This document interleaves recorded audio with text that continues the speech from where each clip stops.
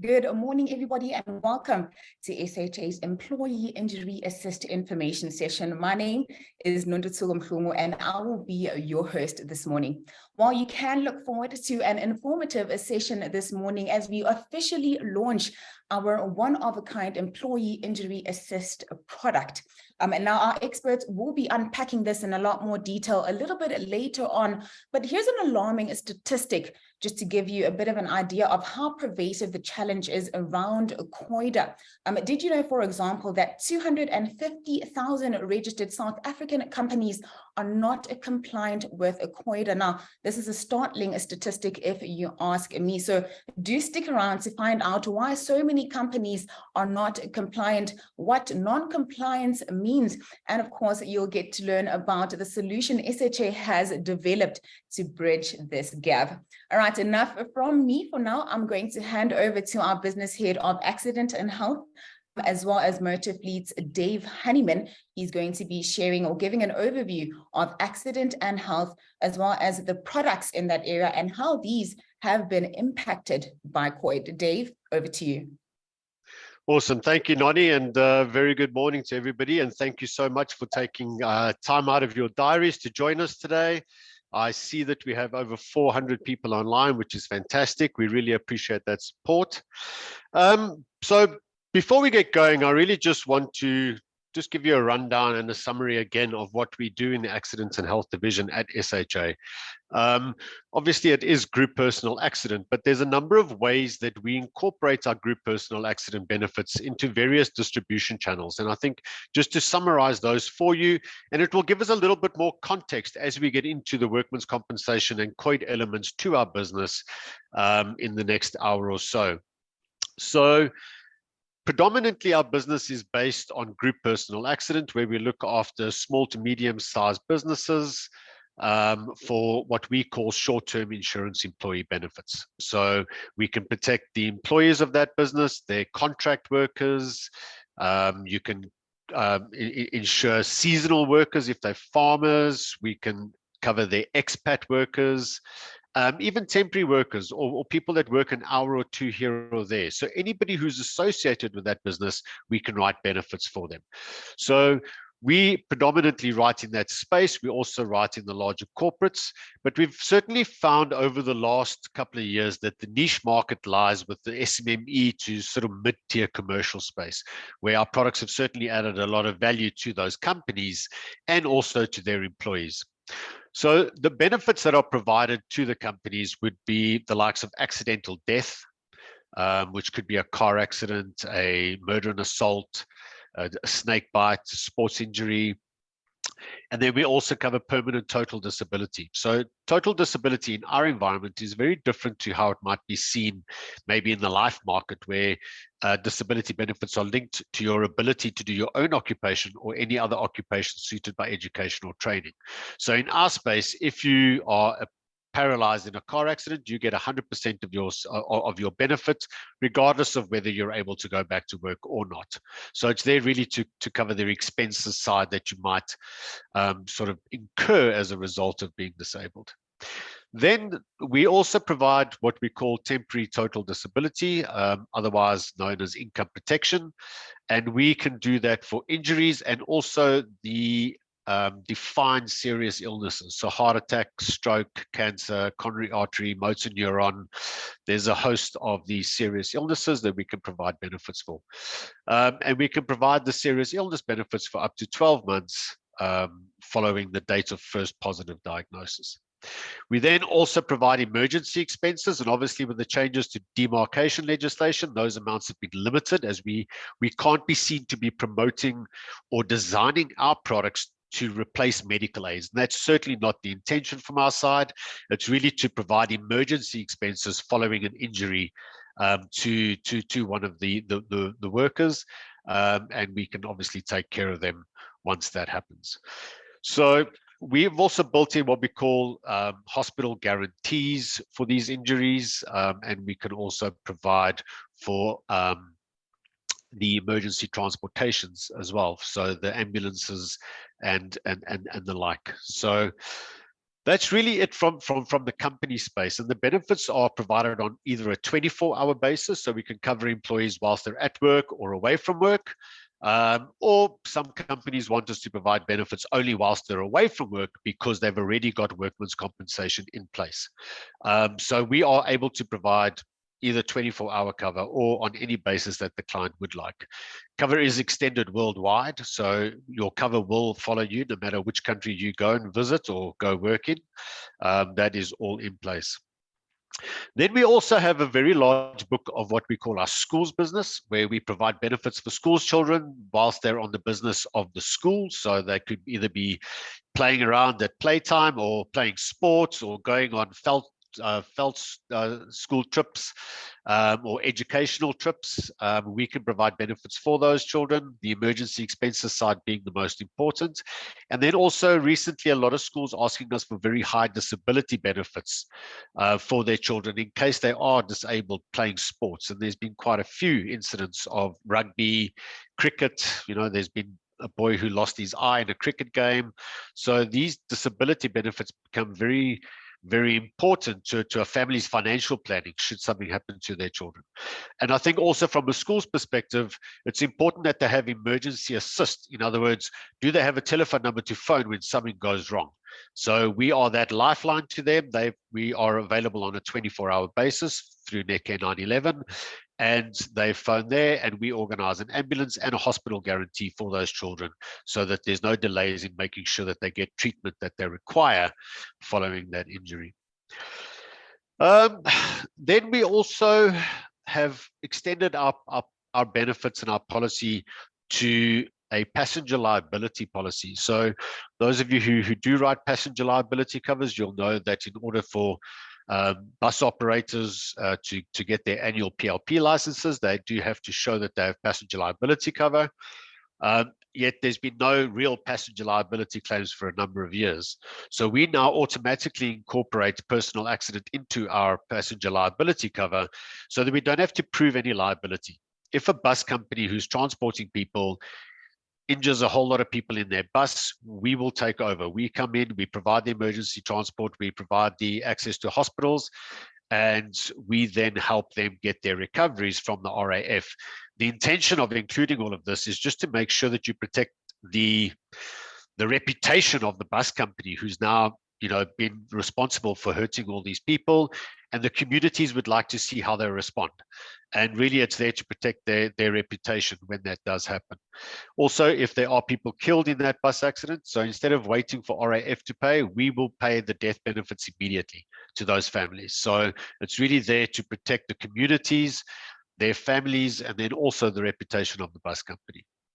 So that kind of gives you a summary of the benefits that we provide in our division. And I just want to say that in the last 12 months, we have seen our biggest uptake on new business in our A&H team. And we weren't very surprised about that, but also very delighted. And I think there's a number of contributing factors to that. And firstly, we've had access to clients and brokers via digital platforms, such as what we're doing right now.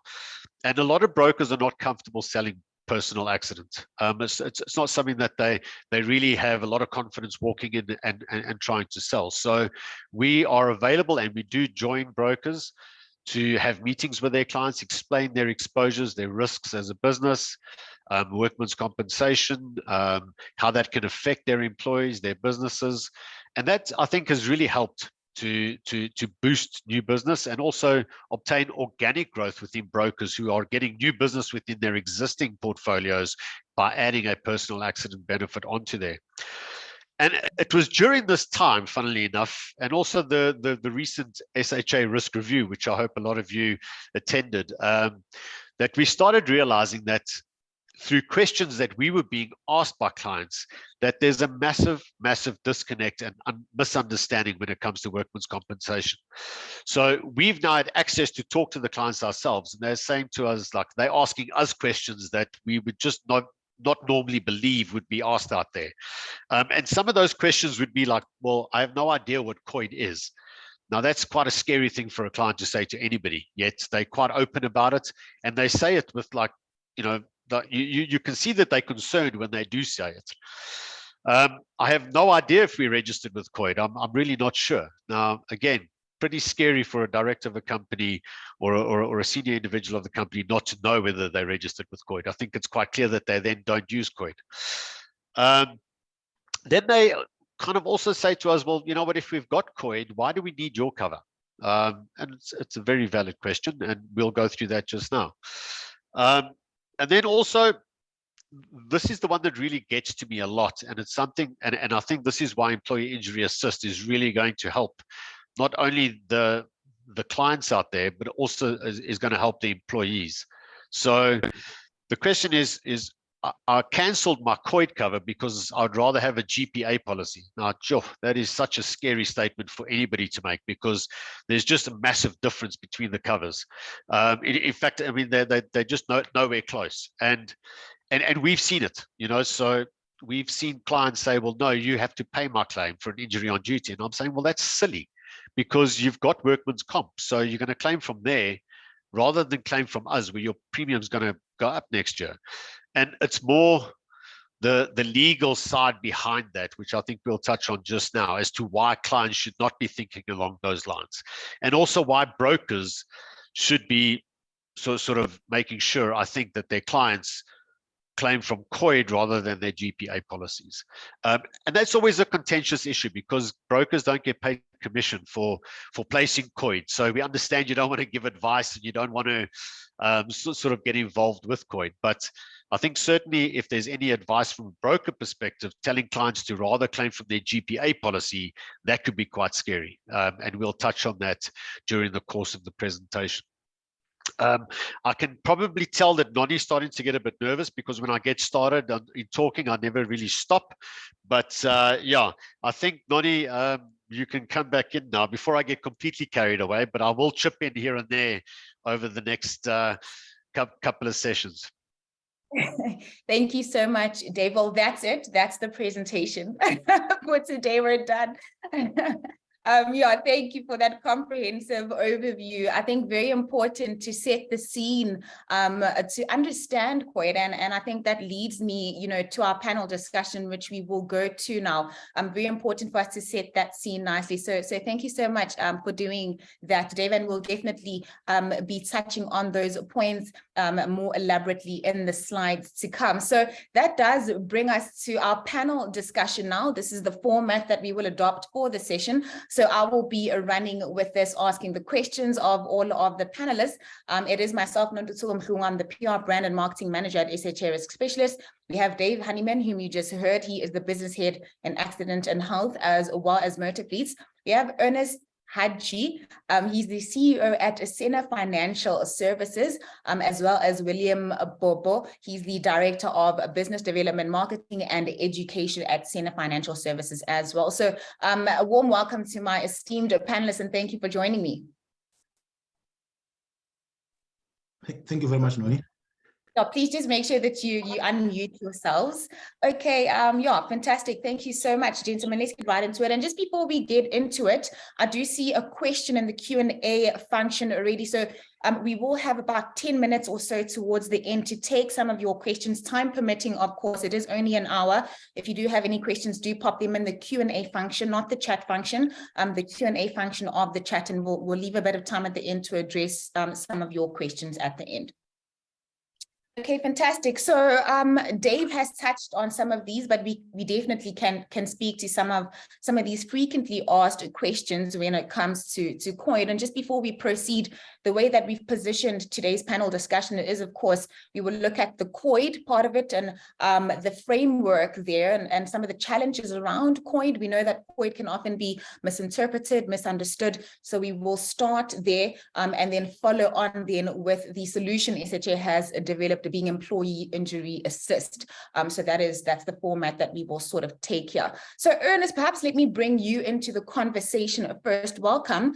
You the CEO at Sena Financial Services. And before we look at some of these questions, perhaps maybe just a brief explanation of who is Sena and how have you helped SHA to bring about, you know, this product? No, thank you very much, Noni, and thank you to all your clients and your brokers.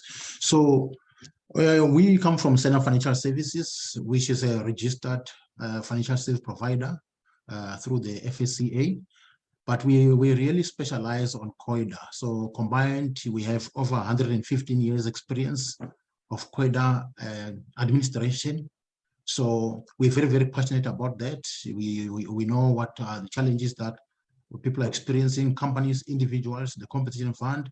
That's why we have partnered with SHA, because I think, so the fact that SHA has been able to identify this challenge in the country and they really understood that this really affects their clients, it made sense that, we as the specialists from the COIDA administration point of view, we partner with SHA to see how we can assist SHA and its clients to make sure that we address all these challenges here. Okay, so you are COIDA administrators in Yes. essence, in a nutshell. Okay, fantastic. And then William, maybe to come to you, what is COIDA and how does the worker derive any benefits from it? Hi, Nani, and the participants, good morning, almost good day. Like Enes said, we're from Sena, and thank you for the platform that you have provided, both from the partnership point of view as well as this platform today. We frequently use two words here, the compensation fund or workmen's compensation, and then COIDA comes in, and sometimes people don't know what COIDA is. I think it's important to understand what COIDA stands for. And therefore, what is COIDA in terms of the act itself, the law? The Compensation for Occupational Injuries and Diseases Act is the law, okay, that was adopted, that deals with the compensation fund. And this is mainly for the benefits of those who are in the employ. And should they be injured or should they contract a disease while employed? And it is administered in three institutions. At the compensation fund, okay, the companies that administer COIDA through the compensation fund. And one would know, and I know, Noni, we don't have enough time to go through this, but it will give a view to your attendees as to how this is administered. Then we have the mutuals. We have two mutuals in the country. You have the Rand Mutual and you have the Employees Federated Mutual, FEM in short. And then you have the compensation fund. And through these, the benefits are then distributed. But those benefits have to be assessed, or the claims must be assessed before they are paid out. So the existence of Sena Financial Services as an intermediary, right, then it enables that process to be as seamless as possible. And I think that brings in the partnership with SHA, right? But COIDA, in simpler terms, if it were to be explained, it is a social insurance that is administered by the mutuals and the compensation fund, right? And there is a whole list of benefits that derive from this. And this must be on the basis that the person is injured while on duty or contracts a disease that can be related to what they do or while employed by that employer. And therefore it entails a rigorous assessment before the benefits are paid out. Okay, that's where the understanding has to be when administering this. And that is the understanding, knowledge, and experience that Enes referred to that we bring onto the picture. And that, I hope it explains it, Noni. Okay, thank you, William. I think I want to come back to, you did mention, but I just want to understand what employer. So does this cover everyone who employs anybody, or is there a categorization? So all employers are required to register for COIDA? Absolutely, Noni. All employers are required to register for the compensation with the compensation fund, right? And there is now a law that was enacted that includes domestic workers. So between you and us, all of us here, I'm sure we make use of a domestic worker.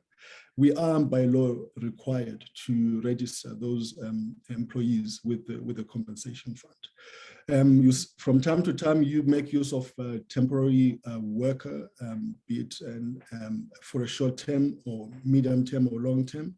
You are required to register with the compensation fund for that employee. So anyone that makes use of a person, be it through a contract verbally or an agreement that is written, is required by law to register with the compensation fund. 100%, I'm with you. Thank you for clarifying that, William. And then Dave, maybe let's bring you into the conversation here. I know you've touched on some of these frequently asked questions, like, why would we buy your cover, your being, GPA, if I've got COID, and the inverse of that as well, why would I claim from COID when I can just claim from a GPA policy, which is a lot quicker? So can you just briefly speak to some of those misconceptions? Yeah, I think, and it's something that we'll touch on just now, is that people or companies are not registered with COID because they say that they've been experiencing difficulties with COID, delays with COID. So we've heard a lot of companies saying to us, well, if there is a COID claim, doctors won't treat our employee because they haven't been paid by COID for so many years, blah blah blah. And these are real examples that we're given. So there is a non-compliance from a client perspective, and then they say, well, we're just going to stop claiming from COID and we're rather just going to send you the accounts and you have to pay them. So, but there's a problem with that, Nani, and it's not that I'm all in for helping our clients and making sure that they get refunded and that they get paid. That's not the intention. Is not for us to say no, we're not going to help you. It's more, it goes along more about, if we do agree to that, we're actually assisting the client in being non-compliant, which doesn't help the employee down the line, because we only cover expenses in a personal accident space up to a maximum of 2 years. Now, workman's compensation will cover you up until retirement age or whatever. I mean, there's various aspects to a workman's compensation claim that need to be taken into consideration, and we've seen examples of that. And it's just never a good space to create the shortcut for a client, because it's a criminal offense, just by the way, for a client not to register with COID and not to submit a COID claim. So by us paying and us agreeing to do all of these things on the background, actually assist the client in being non-compliant and involving themselves in criminal acts. Mm-hmm. So, I mean, I can give an example of a claim just to kind of highlight how this happens. So, we get a claim for a person who has cut his hand off at work, or seriously injured his hand. Let's say like seriously injured his hand. We then pay the expenses and whatever. Then we try and help with the recoveries coming through from COID. And we'll pay a percentage disability because that person may have lost a percentage movement in their hand. But 5 years later, he might lose that hand because of complications or because of whatever. If the claim has never been submitted to COID, you're now going to COID as a company 5 years later, and they just say, well, I'm sorry, you haven't submitted that claim to us. So people must always be mindful that the injury suffered today might still have complications going further. And the intention of COID is to cover employees for those longer lasting kind of conditions that could happen from there. So it's just that we should not be helping clients be non-compliant. And that's really why we've come up with employee injury assist. You rather hit it head on and assist the client. 100%, Dave, and we will touch on that, I think, in the slide to come.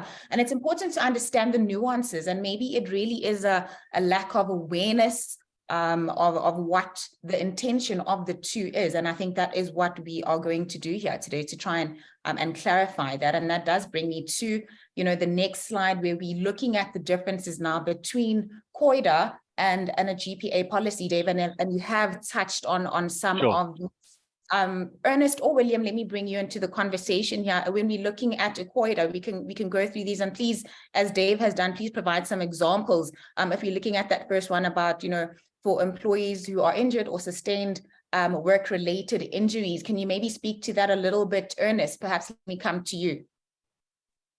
Yeah, no, thanks a lot, Noni. Yeah, so when somebody is injured on duty or contracting occupational disease, there are quite a lot of benefits depending on the severity and the nature of the injury. So starting from transportation of the injured person. So the cost of transporting a person from the accident scene or for anything that relates to that occupational disease are covered by COIDA. Then you come to the medical treatment themselves.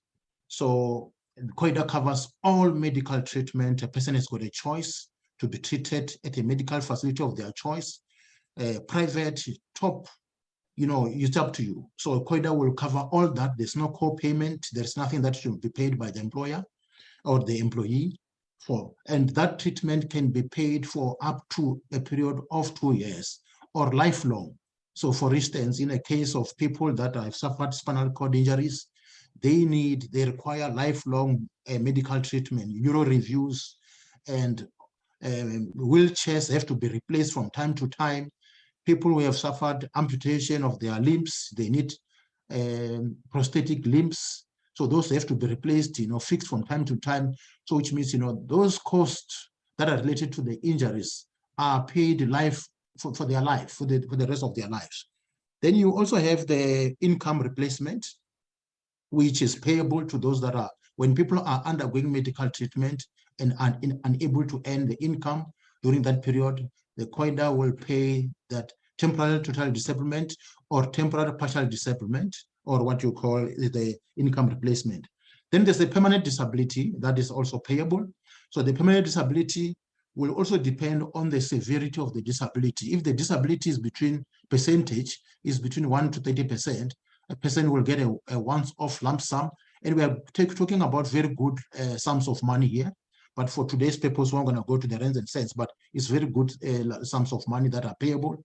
But then if the disability is beyond, it's 31 to 100%, that person will be entitled to a lifelong monthly pension. And if the disability, say it's at 100%, and people are unable to do certain activities, then they also get over and above their lifelong monthly pension.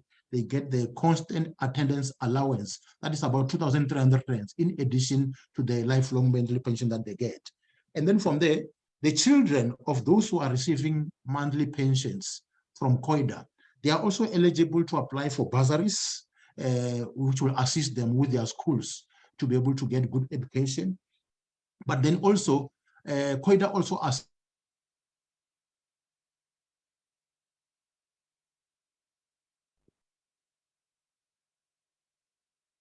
Ernest, is Ernest still there?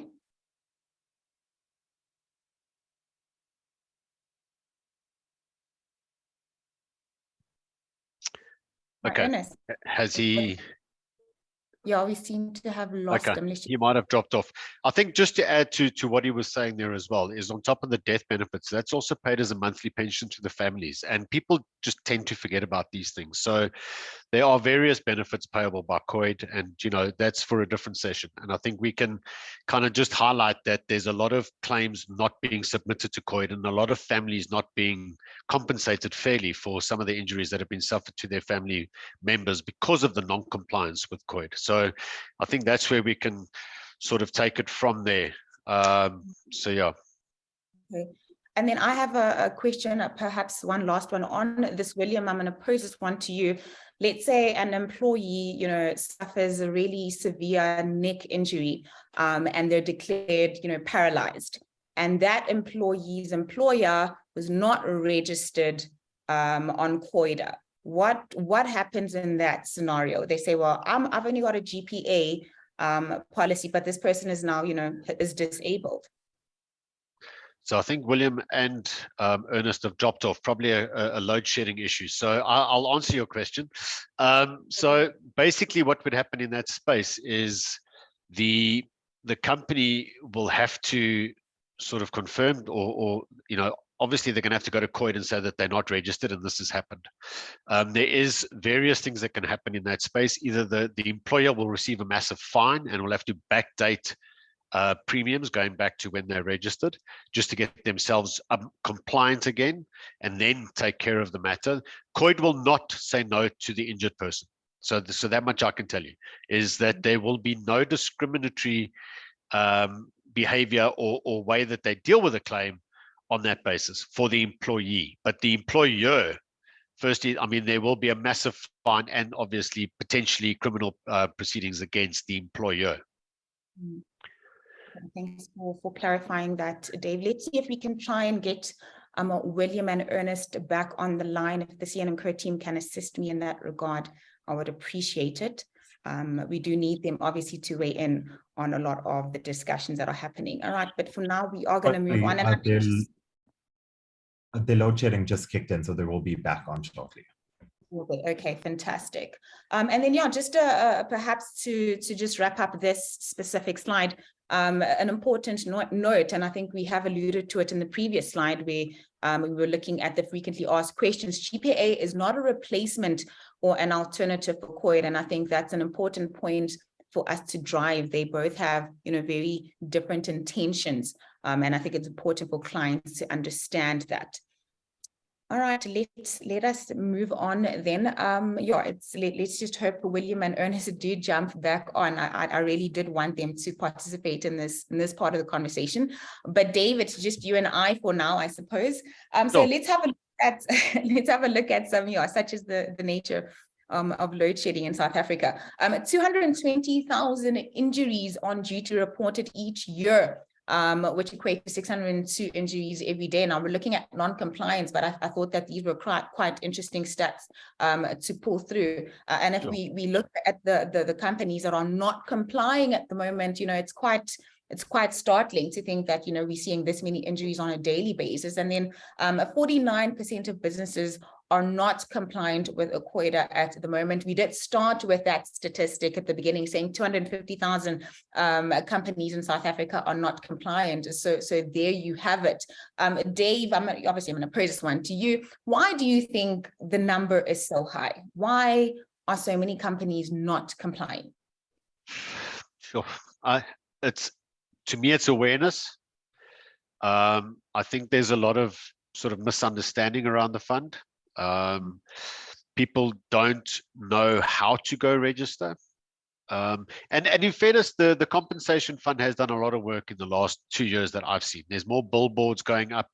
So trust me, the awareness is starting to increase. So companies need to be very mindful of that and make sure that they do start registering and complying. But I just think it's if something's never happened to you, you're never going to try and sort it out. It's just that typical kind of attitude that I think a lot of people have. But really, to me, it's awareness, and it's clients just are not aware of the fact that this is a compulsory setup. And then I've also heard a lot of clients saying, well, they have tried to get hold of COID, they never come back to them. It's the phone just rings, so they don't know how to go about getting it all in place. So I think there's a lot of frustration from the client's perspective. You might also find that a lot of clients have actually cancelled it because there's just been no response from COID when there are claims. I think a lot of people feel that the system fails them, or business owners feel that the system fails them. But in fairness, I've been dealing with these sort of cases for 20 odd years. And I must say that if you do follow the correct procedures with COID and you do things in the right order and you go through the right channels, it is a magnificent fund and it does work. And I think we have to hit on the high spots there rather than focusing on what the problems are. And through Employee Injury Assist, we have all those triggers to help the client have the best experience out of COID. And this is why we're doing it. We're doing it to kind of help clients become compliant so that we do what's in the best interest for themselves and also their employees. So really, if you do follow the correct procedures and you do things the right way, this fund really does work.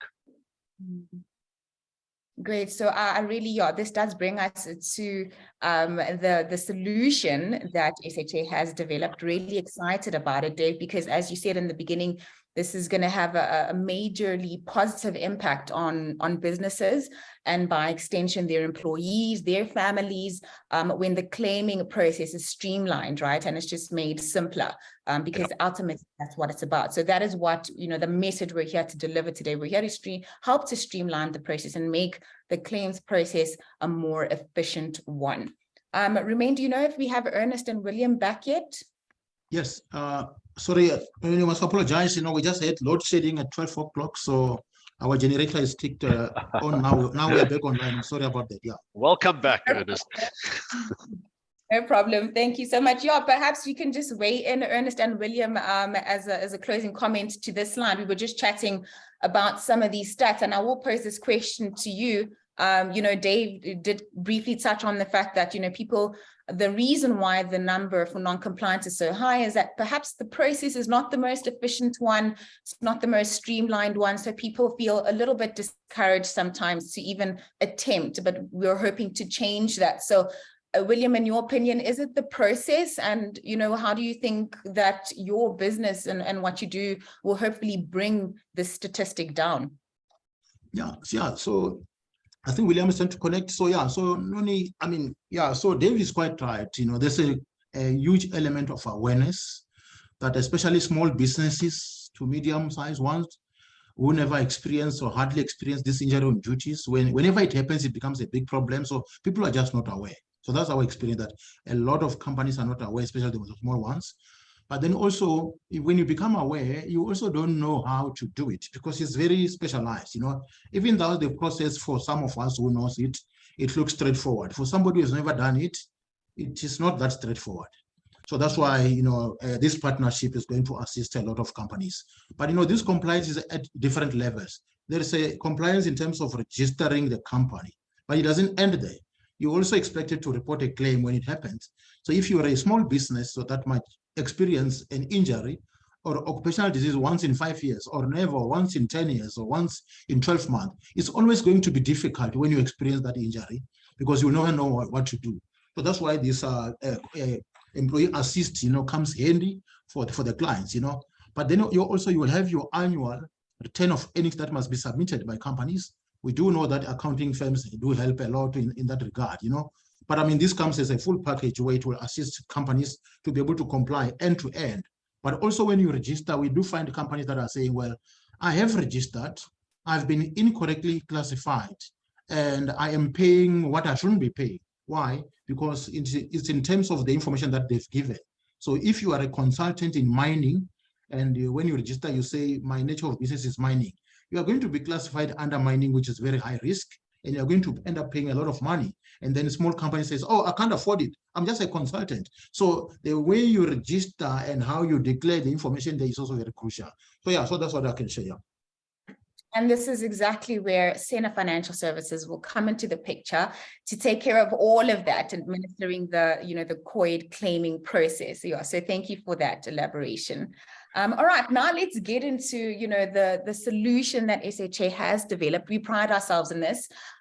We identify a gap and we come to fill it, as we've done in this case here. So Employee Injury Assist, really proud and excited to be launching this product. Dave, I know you're absolutely excited. So very briefly, tell us, what is Employee Injury Assist and how is it aimed to benefit the end client?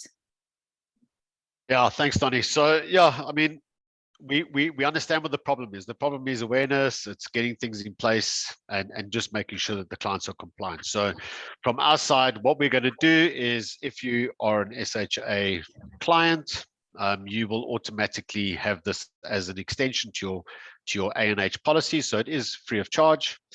And they can then register with their policy number onto our portal, which will take about 3 minutes. It's just really company name, address, all that stuff.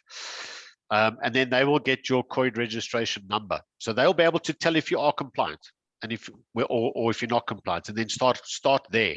They'll give you a letter of good standing from COID, or they will assist you register properly. Okay. Then once all of that's done, then you start having the access to the system. So, we've put a 24-hour emergency assist line in place where your clients, if somebody does get injured, they can phone the 24-hour assistance line, and we arrange the transportation and the hospital guarantees. So the client's not going to be left in a position where, what do we do when the client gets injured, when the employee gets injured? Where do we take them? And it's actually quite scary, but a lot of clients have never, ever thought about that. They've never thought about what they're going to do when somebody gets seriously injured, where they're going to take them. And the sad reality is that a lot of medical sort of facilities out there won't just accept somebody without some kind of deposit. So when you're in a panic and things like this happen, it really leaves you in a sticky situation. So this is a fantastic benefit. You know, so the 24-hour help line will make all of those things happen. From there, SENA get involved. They help you with the claim. They go see the doctors. They deal with the doctors. They get the medical reports. They get all the necessary information that is required in order to submit your claim correctly to the fund. Once your claim is submitted correctly to the fund, they will start paying. Okay, so the problem that a lot of employers have is they submit stuff incorrectly and in dribs and drabs, and then it just goes to the bottom of the list. Okay, so it's really there to help the client sort of work through the processes, and then we take over from there. Sorry, Dave, I just want to, Yeah. I guess the client needs to supply all of the correct information all in one go. I mean, I guess it's, the client has to work alongside the SHA, the SENA, in order to administer the claim Correct. as quick as possible. COIDA only going to assess that claim when everything has been received. So don't send it in dribs and drabs, because you're just going to delay the process. Okay. And then also the you know, calculating the benefits, making sure that the employee gets the right benefits. Okay, this is an employee wellness benefit at the same time. This is not just there just to protect the company, it's there to protect the employee at the same time. I think another key element to this is that we're going to be helping to train staff members. There might be a slight cost to it for the training elements, but the awareness stuff and some of the highlights we'll be able to do on weekly or bi-weekly kind of sessions, and we'll give your clients access to come in and listen to these sessions. So that's really going to be there at that. And if and Ernest, maybe you can chip in a little bit, or William. I think one of the highlights, and something that the three of us have spoken about over quite a few beers over the last couple of weeks, is really how we actually trying to help employees become aware of what they're entitled to individually. And I think this is quite key, because it hits all the TCF buttons, it hits all the just humanity kind of questions about, you know, it's not just about making sure a company understands what's going on, but as individual people, they need to understand what's going on, and how our training sessions will be adapted for that. Ernest, William. Dave, I'm going to chip in here and maybe just move to this slide, which does address, you know, some of the benefits, and just to all of our attendees, we will share a link. Perhaps the CN&Co team can do that now. It is a one-pager fact sheet about employee injury assist that is a snapshot of what, you know, you can expect in terms of benefits on the policy. So Dave, I'm sorry to just interject, but these are some of the 100%. you were alluding to. Yeah, that's it. William, are you going to, I think Dave was just asking you to chip in, or do you not have anything to add? Yeah, thanks, Dave. That is extensive. As you can tell from David's explanation, that there are a number of reasons why employers are not complying. But what we find to be on top of the list is this awareness. Right? Awareness in many areas, awareness in terms of knowing what COIDA is about, what it does, and also what compliance means, okay? Compliance will then happen in two parts. There's complying, meaning that you have to be registered, and Ernest said this earlier, you are registered under the correct class, you are assessed properly so that you comply, so you get the letter of good standing Dave was referring to. There's also compliance in terms of submitting the documentation and knowing exactly how to report that claim and how is that submitted so that there are no frustrations, right? So our awareness programs then entail exactly that. And hence it is in two parts. There is the awareness part that we will offer, okay, that will give 2 continuous professional development points. Then there is an extensive compliance part that will give 4 professional development points for those attending. So if those are done combined, okay, that's already 6 points. And I'll give an example of a key individual would require about 18 CPD points a year to be fit and proper as required. Right. So this is how we've customized the training, but we also have we'll offer the awareness on a weekly basis every Thursday as Dave had mentioned. And all of this is an attempt to try and bring that statistic down, Noni, to say, okay, if more people are aware of how rich the benefits are from COID, okay, they will be encouraged to comply. Right? And also if they understand the process through employee injury assist and the benefits thereof, right, they will also be encouraged to comply. And knowing that there is assistance from the SHA part, then they are also encouraged, because the frustrations of dealing directly with the compensation fund, okay, is now being mitigated.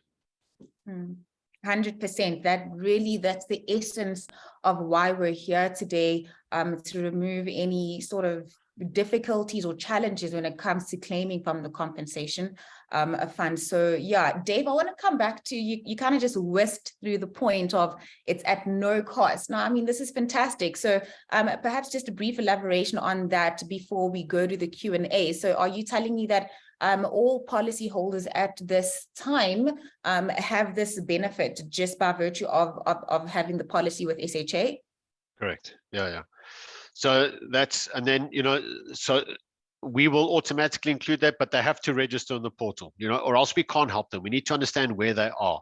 We need to understand what their compliance registration is and all that kind of stuff before we can start helping them. And I think another key issue here is understanding, and this is something that, and I must praise William and Ernest for this, is that they're incredibly passionate about the work that they do. And that is something that if you don't have that, you're absolutely dead in the water. So there's a massive focus here towards compliance and a massive focus towards training. And I think included in all of that is also the, we want to make sure that these companies think about the mitigation immediately before they even start worrying about what they've got through us or through employee injury assist. As a business, do you go to the closest medical facility to you and just go and ask them the question, what happens if my employee cuts his hand off? What are you going to do? What are you going to need? What must I bring with? Because it's all fair and well to say that every system you operate in or every doctor you work with is useless, but everyone's got procedures. And through the education, through all of this, we'll be sort of highlighting this to companies. And you know what? If that company then sends an email to William and Ernest and says, this is the closest medical facility to us, but they are not registered with COID, they've said that they will not help us with a COID claim, then Ernest and William get hold of that medical facility and have discussions with them in advance. So this is how we can all help each other. Okay. And if we do all of this up front, we can cause and seriously put an end to a lot of these delays, and maybe put the compensation fund up on like highlight them as being amazing in 2 years' time. Wouldn't that just be amazing? And I really do think that the financial services industry has a role to play here, and through this, and brokers as well. And I know you don't get commission, and I know a lot of you are probably sitting there going like, no way, we don't get commissions for this. But really, it's in your client's best interest. It's in the best interest of their people.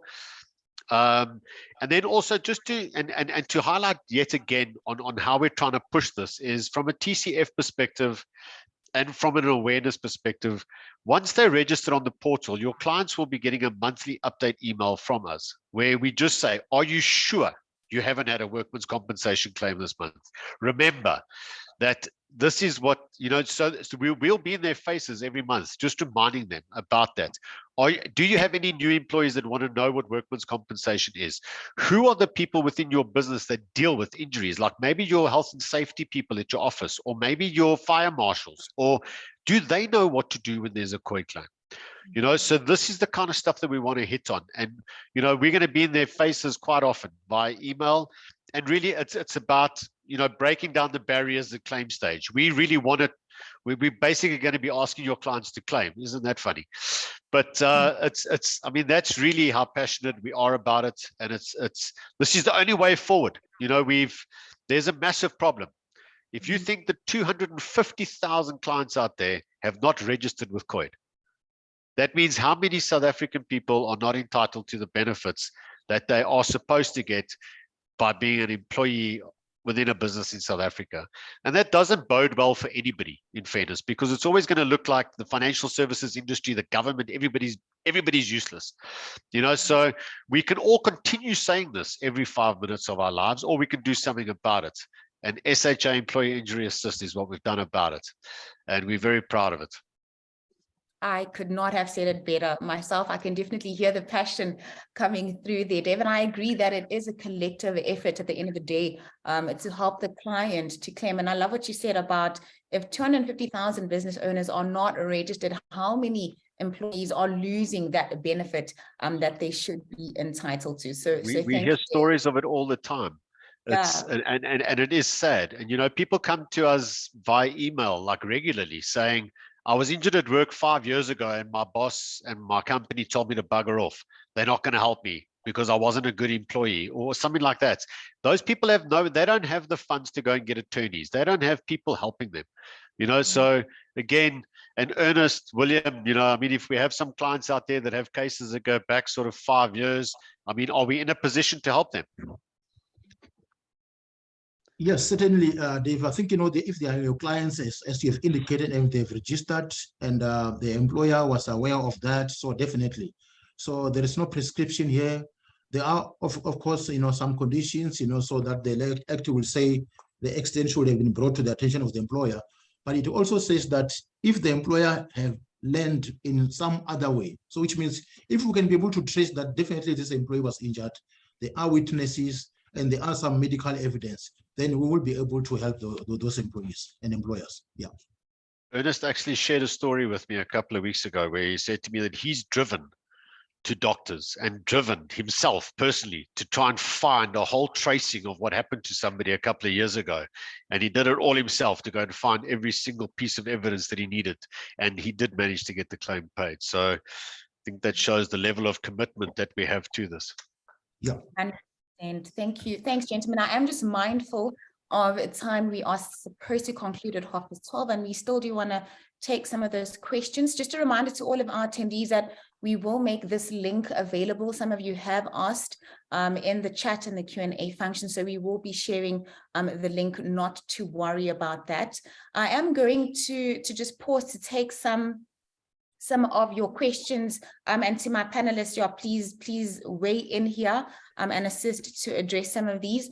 If we don't get to everything, you are more than welcome to reach out to Dave himself. We will share his email address in the chat function as well, so you can reach out to Dave for further questions. All right, let's have a look here. We've got a question from Yana De Beer. Could you please share? Okay, no, that is.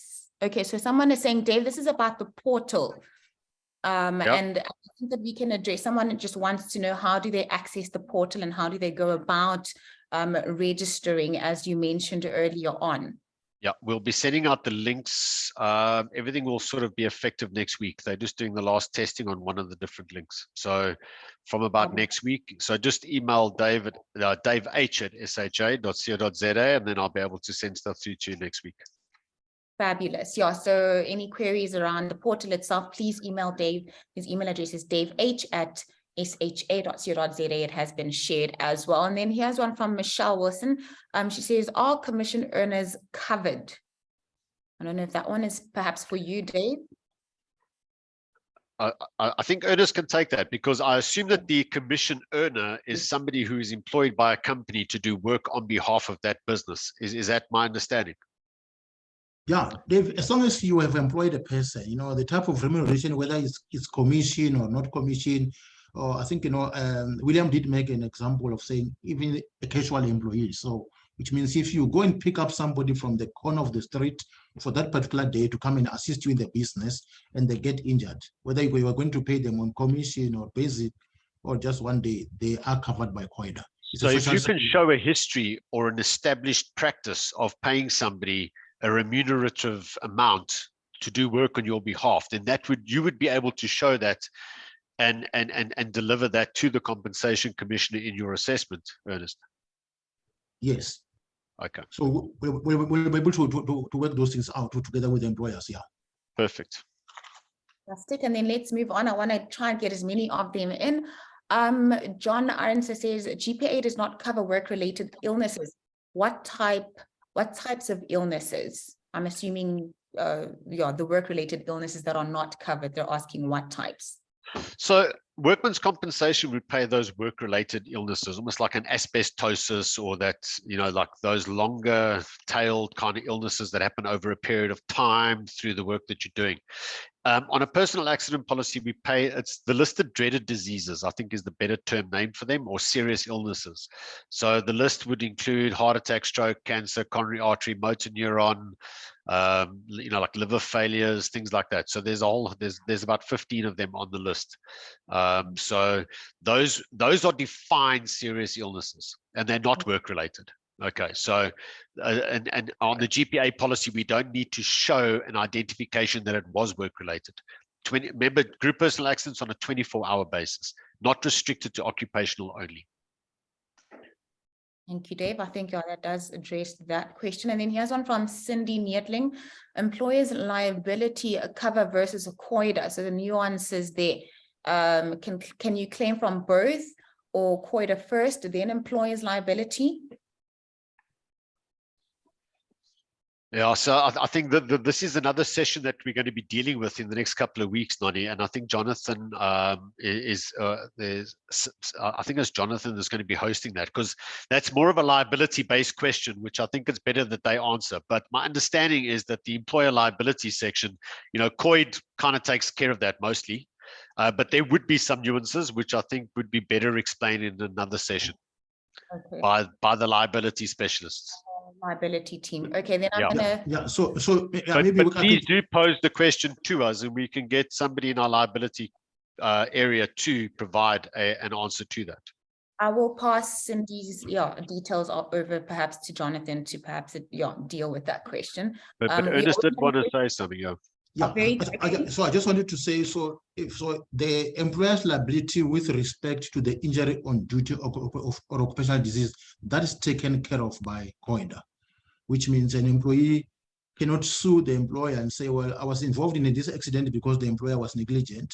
What they can do, they have to provide for increased compensation. So they can make an application and say, I believe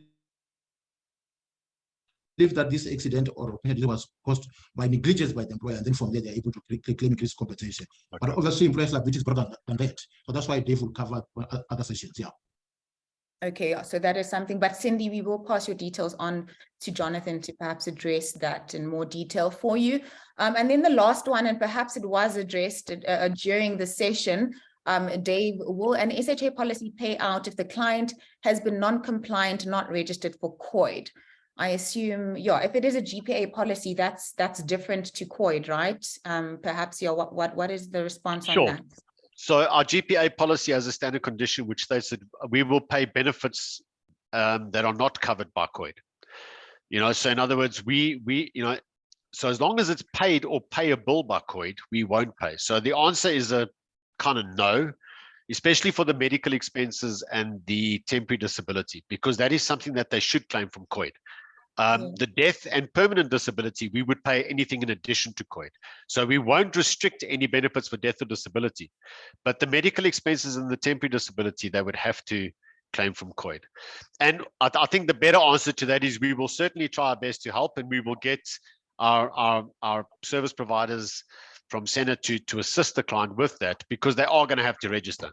That's, that's the better way to answer that question. Okay, I think in the interest of time, I'm going to stop us right there. It has been a really insightful session. Dave, thank you so much. Ernest and William as well. This is not the end, of course. This is only the beginning of our journey. And like I said, if you would like to learn more about the product, please don't hesitate to email Dave directly. His email address has been shared, daveh@sha.co.za. On a separate note, if you would like to engage us on some of our product-specific training, you can email Danny Honeyman at danny@sha.co.za. We've shared her email address there as well. From myself, Nondutsugo Mhlungu, and the rest of the SHA team, as well as Center Financial Services, it's been an absolute pleasure. Do stay safe and enjoy the rest of your afternoon. Cheers. Well, thank you. Thank you.